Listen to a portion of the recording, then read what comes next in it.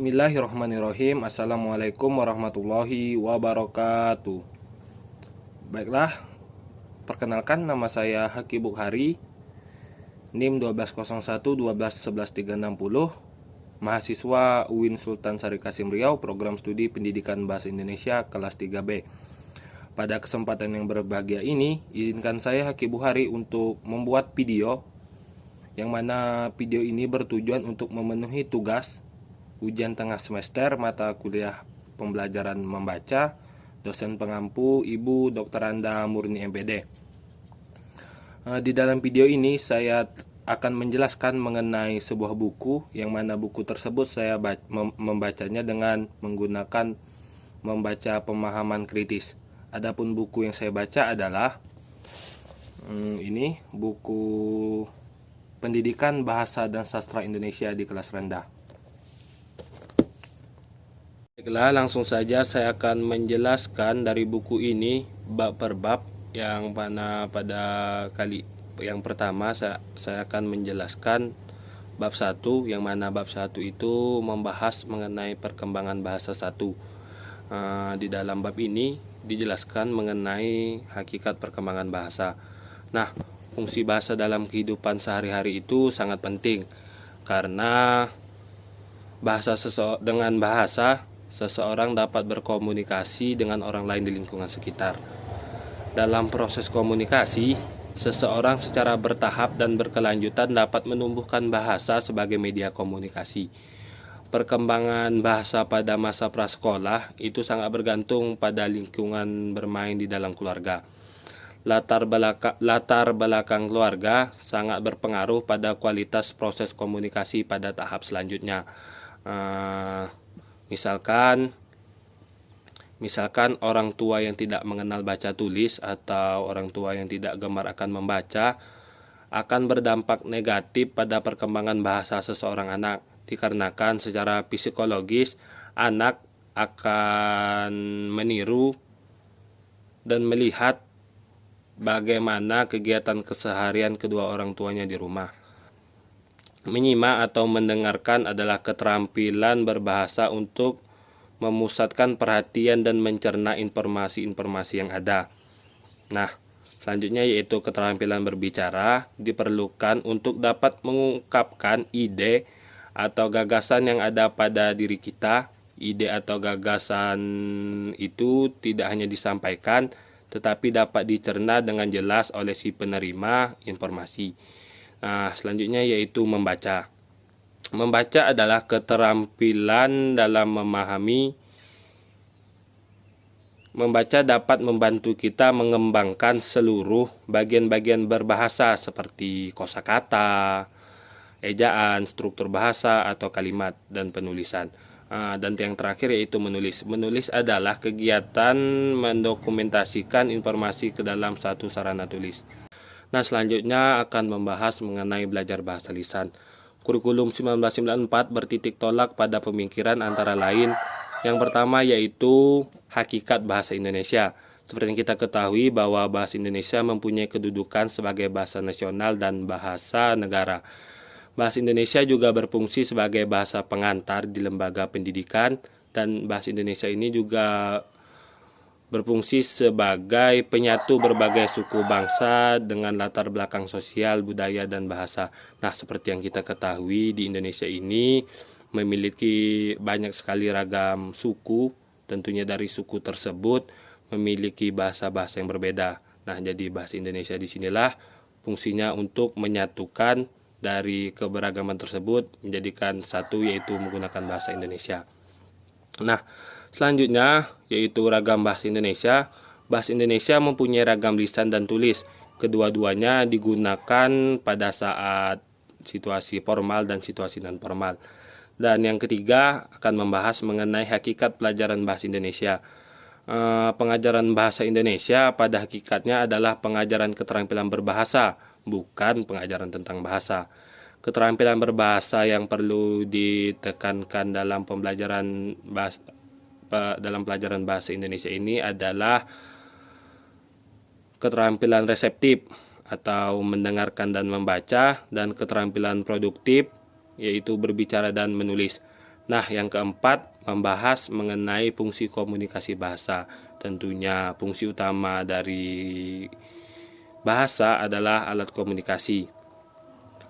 Dan yang kelima yaitu kreativitas siswa. Melalui kegiatan menarik lainnya, misalnya pajangan kelas yang terus-menerus, siswa secara kreatif mampu menarik kesimpulan berdasarkan keadaan khusus dan keadaan umum. Secara kreatif pula mencoba menyusun kalimat-kalimat sendiri yang akhirnya dapat mengembangkan dan menyusun kalimat menjadi paragraf dan seterusnya. Dan yang terakhir yaitu kebermaknaan. Pengajaran bahasa disajikan secara bermakna sebagai suatu keutuhan, yaitu dalam konteks penggunaannya dalam komunikasi, bukan sebagai butir yang terpotong atau terlepas satu dengan lainnya.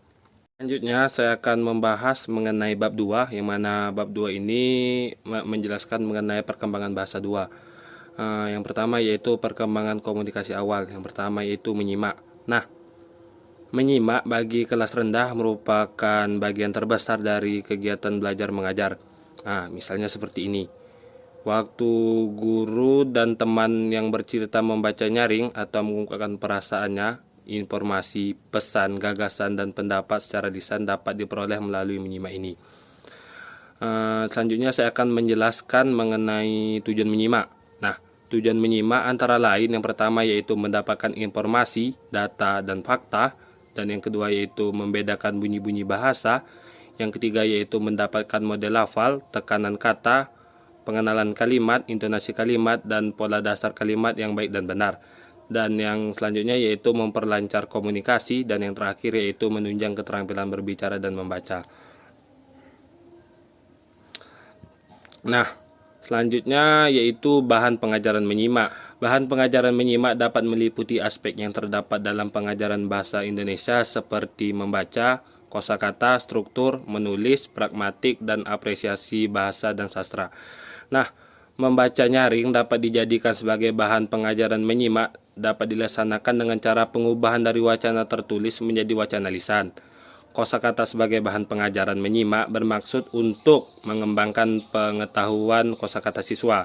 Struktur sebagai bahan pengajaran menyimak dimaksudkan untuk mengembangkan pengetahuan siswa mengenai penggunaan fonologi, morfologi, sintaksis, dan ejaan bahasa Indonesia dalam konteks yang tepat. Dan selanjutnya di sini saya akan membahas mengenai metode dalam menyimak.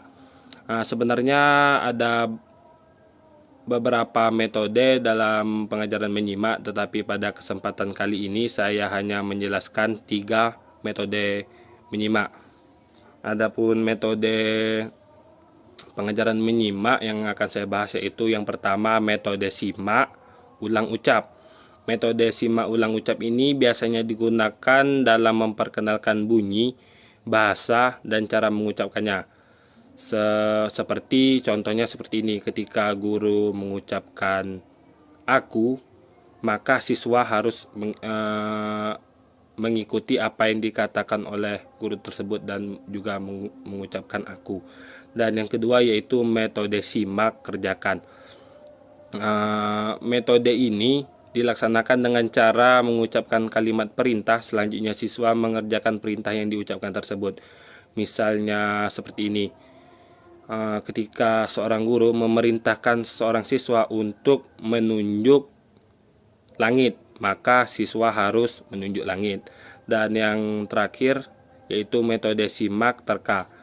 Guru mempersiapkan deskripsi sesuatu benda tanpa menyebut namanya. Deskripsi tersebut dikomunikasikan kepada siswa dan siswa mendengarkan serta menerka benda apa yang dimasukkan oleh guru. Misalnya seperti ini, guru memberikan kepada siswa clue, dia itu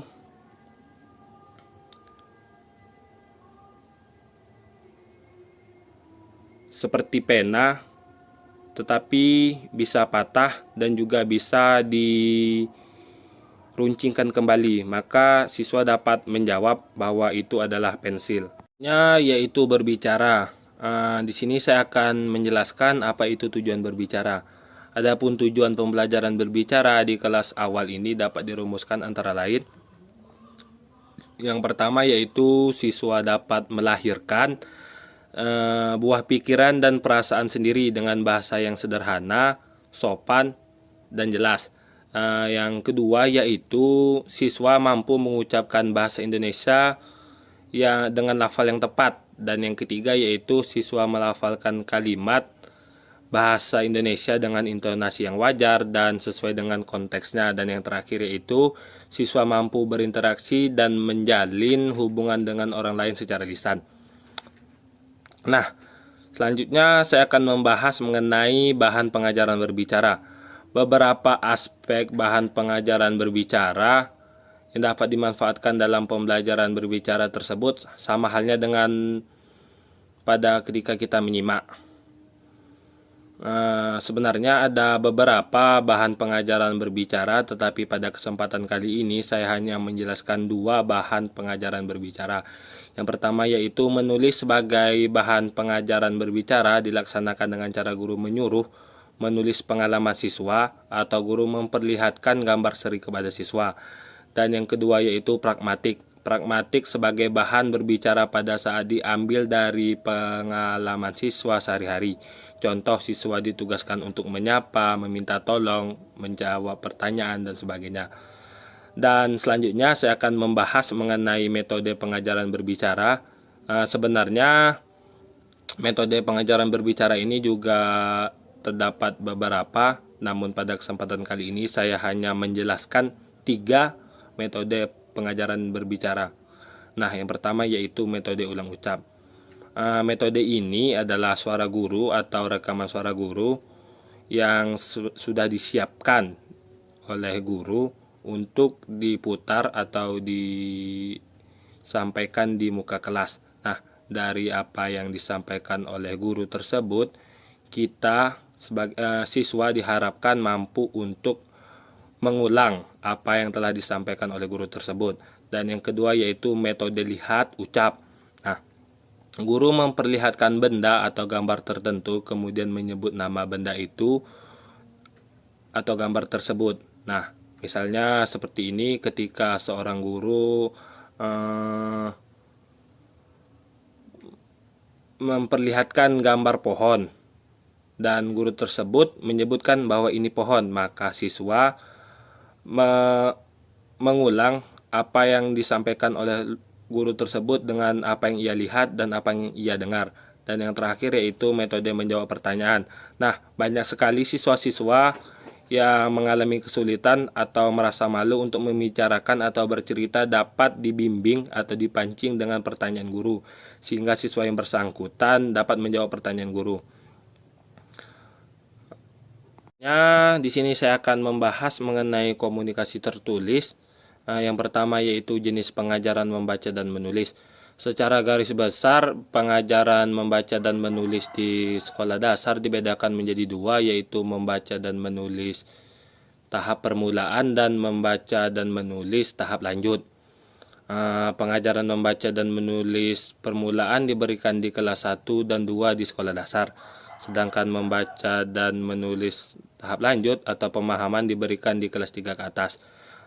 Pengajaran membaca dan menulis permulaan di kelas 1 pun dibagi menjadi 2 tahap, yaitu membaca dan menulis tanpa buku dan membaca dan menulis dengan buku. Nah, yang selanjutnya yaitu tujuan pembelajaran membaca dan menulis. Adapun tujuan pengajaran membaca dan menulis pada dasarnya ialah memberi bekal, pengetahuan dan keterampilan kepada siswa untuk menguasai teknik-teknik membaca dan menangkap isi bacaan dengan baik dan dapat menuliskannya dengan baik dan benar. Secara rinci, pengajaran membaca dan menulis bertujuan yang pertama yaitu menumpuk dan mengembangkan kemampuan dan keterampilan siswa untuk memahami dan melaksanakan cara membaca dan cara menulis dengan baik dan benar.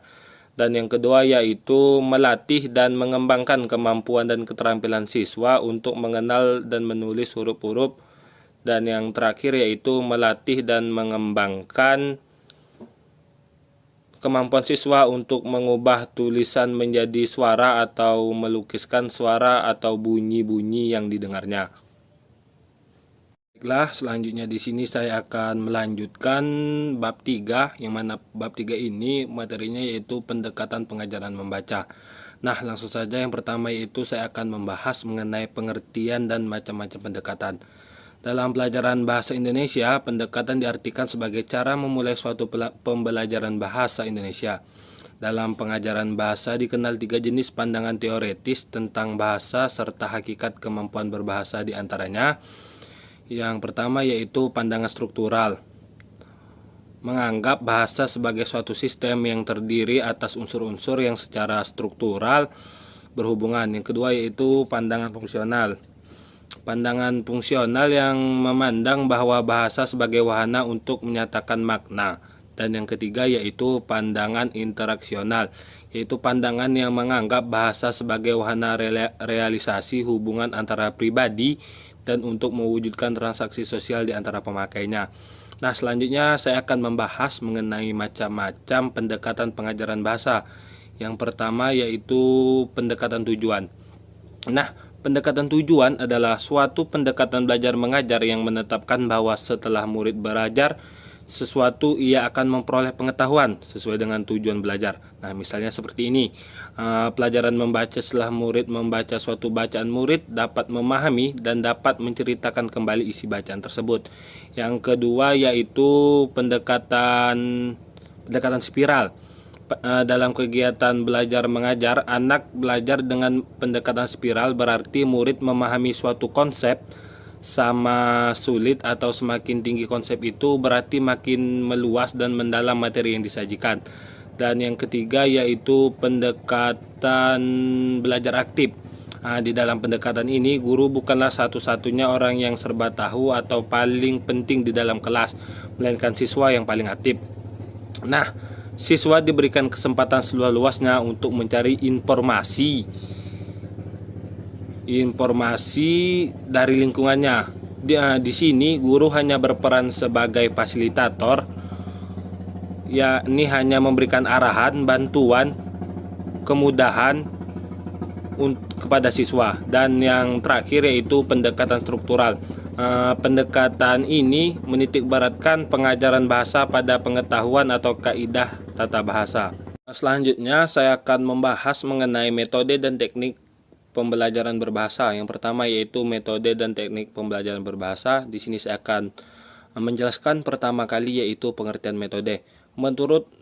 Pengertian metode menurut Tony Antony dalam Ahlan Hussein bahwa metode adalah tingkat penerapan teori-teori yang didasarkan kepada suatu jenis pendekatan, sehingga merupakan rancangan yang menyeluruh dari jenis keterampilan apa yang dikuasai yang belajar, materi-materi apa yang harus digunakan, serta bagaimana penyusunan urutan materi penyajinya. Nah, yang kedua yaitu saya akan menjelaskan mengenai pengertian teknik. Nah, dalam suatu perencanaan pembelajaran, seorang guru belum cukup hanya menguasai dan memilih pendekatan dan metode, mengingat kedua istilah itu bersifat teoretis dalam hal menyampaikan suatu pembelajaran. Untuk menyampaikan atau mengaplikasikannya di dalam kelas harus ada alat yaitu teknik. Nah, teknik di sini digunakan untuk menyampaikan bahan tersebut agar tercapai sasaran yang diharapkan. Selanjutnya yaitu metode dan materi pengajaran. Sebenarnya metode dan materi pengajaran ini terdapat beberapa metode, namun pada kesempatan kali ini saya hanya menjelaskan 2 metode saja. Yang pertama yaitu metode abjad. Langkah-langkahnya sebagai berikut. Nah, yang pertama yaitu mengenalkan atau membaca beberapa huruf, misalnya A, N, dan I. Nah, yang kedua yaitu merangkai huruf menjadi suku kata, misalnya NA sama dengan na, dilafalkan NA menjadi na. Dan yang ketiga yaitu menggabungkan kata yang sudah dihafal, misalnya I dengan NI dilafalkan menjadi ini. Dan yang keempat yaitu menerangkan kata menjadi kalimat, misalnya ini dan nana digabungkan menjadi ini nana. Dan yang kedua yaitu metode kata lembaga. Langkah-langkahnya sebagai berikut. Yang pertama yaitu menguraikan kata, misalnya mami. Yang kedua yaitu menguraikan kata menjadi suku kata, misalnya ma dan mi. Dan yang ketiga yaitu mengurangi suku kata atas huruf-huruf, misalnya m, a, m, i. Dan yang keempat yaitu menghubungkan huruf menjadi suku kata, misalnya mami. Dan yang kelima yaitu menghubungkan suku kata menjadi kata, misalnya mami. Dan yang terakhir yaitu memvariasikan huruf m, a, m, i menjadi suku kata lain, misalnya i dibaca im, dengan a ditambah m dibaca mam kalau disatukan menjadi imam. Selanjutnya yaitu pengelolaan kelas. Nah, yang akan pertama saya bahas yaitu pengertian dan pengelolaan kelas bahasa. Menurut Tarigan, keberhasilan suatu proses belajar mengajar ditentukan oleh hal-hal berikut. Yang pertama yaitu proses belajar, prestasi belajar, yang kedua yaitu prestasi mengajar, dan yang terakhir yaitu prestasi sistem yang melibatkan pembelajaran dan pengajaran. Nah, pembelajaran bahasa yang baik adalah pembelajaran komunikatif dan integratif. Pembelajaran dikondisikan untuk mempelajari hal-hal yang bersifat komunikatif. Artinya pembelajaran mempelajari hal ihwal berbahasa dan bukan mempelajari tentang bahasa. Pembelajaran seperti ini adalah pembelajaran yang berorientasi kepada kecakapan atau kemahiran. Selanjutnya saya akan membahas materi dari bab 5 yang mana bab 5 ini menjelaskan mengenai pengajaran membaca dan menulis permulaan 2. Ya, langsung saja, yaitu membaca permulaan tanpa buku. Pelajaran membaca permulaan tanpa buku dilaksanakan dengan pertimbangan agar anak yang baru masuk sekolah tidak langsung dibebani dengan masalah-masalah baru. Hal ini menjaga kemungkinan akan memberatkan diri anak serta mungkin pula menjadi penyebab anak enggan pergi ke sekolah. Selanjutnya yaitu mengajar membaca permulaan tanpa buku memerlukan waktu yang cukup lama. Hal ini bergantung kepada beberapa hal, antara lain tingkat integrasi anak, inteligensi anak, latar belakang pendidikan anak sebelum masuk sekolah dasar, fasilitas yang disediakan oleh guru, cara guru mengajar, dan sebagainya. Selanjutnya, bagaimana sih cara mengajarkan membaca tanpa buku? Caranya ialah memperhatikan pembicaraan spontan dari anak-anak sebelum pelajaran dimulai atau waktu luang. Kalimat dan kata-kata yang paling banyak kemunculannya kita catat. Dengan demikian kita akan memperoleh gambaran secara kasar tentang pembendaharaan pengalaman bahasa anak. Adapun kalimat-kalimat kata yang paling sering muncul diantaranya adalah ibu pergi ke pasar dan itu bola. Selanjutnya yaitu membaca permulaan dengan buku. Setelah masa membaca permulaan tanpa buku selesai, tiba waktunya membaca permulaan dengan buku. Waktu yang tersisa dari membaca permulaan tanpa buku tersebut kita gunakan untuk melancarkan membaca dengan buku. Selanjutnya yaitu saya akan membahas mengenai simulasi menulis permulaan.